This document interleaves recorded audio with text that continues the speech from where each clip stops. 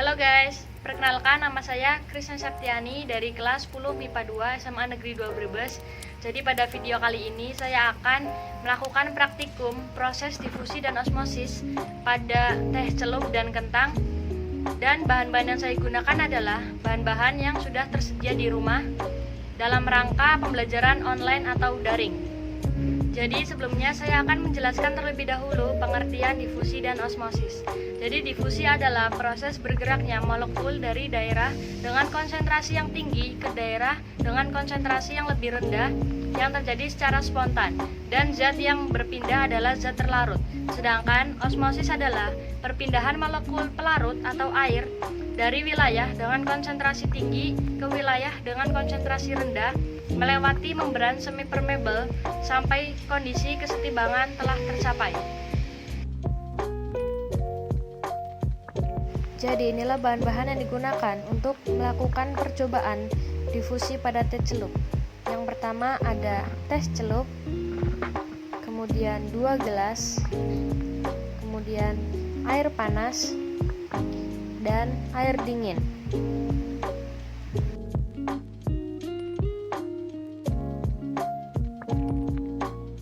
Jadi di sini sudah ada 2 gelas yang berisi air.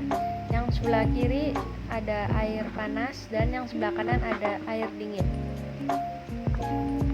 Mari kita celupkan teh celupnya di masing-masing gelas. Setelah itu kita tunggu.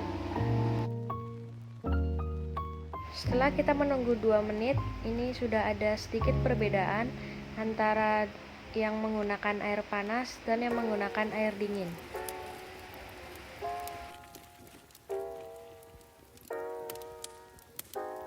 Pada bagian ini bisa kita lihat bahwa ada perpindahan antara zat terlarut ke dalam air. Setelah saya menunggu selama 4 menit, di sini sudah cukup terlihat perbedaannya. Jadi yang menggunakan air panas sudah terlihat coklat, dan yang menggunakan air dingin masih terlihat bening biasa seperti belum ada perubahan. Pada menit ke-6 bisa kita lihat bahwa semakin jelas perbedaan antara yang menggunakan air panas dengan air dingin. Jadi yang menggunakan air panas terlihat lebih coklat, dan yang menggunakan air dingin terlihat bening tetapi sudah ada sedikit campuran warna coklatnya. Pada menit ke-10, teh yang menggunakan air panas terlihat coklat gelap, dan yang menggunakan air dingin sudah mulai berwarna coklat muda seperti itu, atau baru sedikit yang terlarut ke dalam air.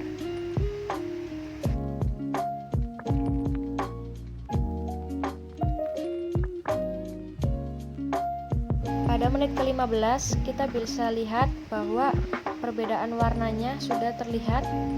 Yang menggunakan air panas terlihat warna coklatnya sangat gelap, dan yang menggunakan air dingin masih berwarna coklat muda yang tidak terlalu gelap.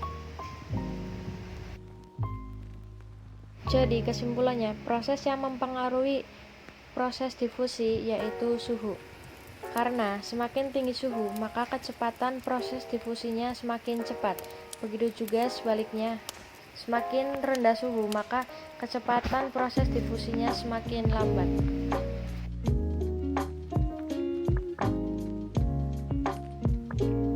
Pertama, ambillah kentang,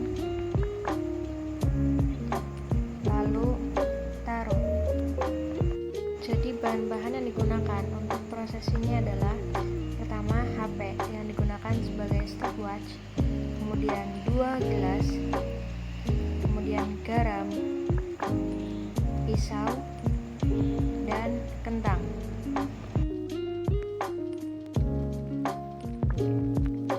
Di sini sudah ada 2 gelas yang berisi air biasa, dan sudah ada irisan kentang.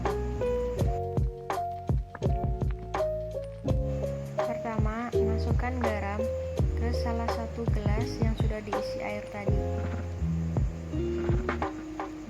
garam secukupnya, lalu aduk. Gelas yang sebelah kiri berisi larutan garam, sedangkan gelas yang sebelah kanan air biasa. Lalu masukkan kentang yang sudah diiris tadi ke masing-masing gelas tersebut.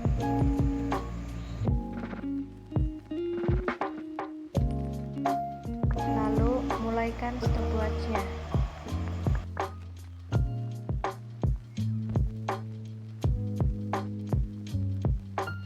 Setelah menunggu selama 20 menit, matikan stopwatch.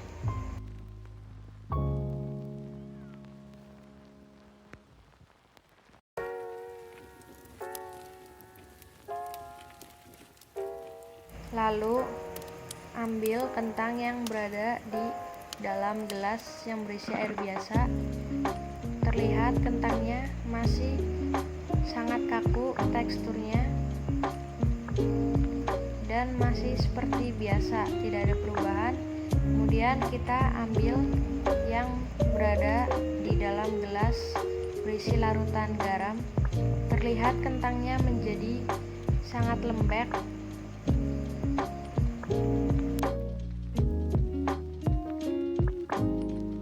Kentang yang berada pada gelas yang berisi larutan garam tersebut menjadi sangat lembek dikarenakan kentang yang hipotonis terhadap larutan garam, sehingga air yang ada pada kentang keluar dari sel-sel kentang yang menyebabkannya menjadi lembek. Kemudian untuk kentang yang berada pada gelas yang berisi air biasa, tidak ada perubahan terhadap kentang tersebut, masih terlihat sangat keras dan kaku.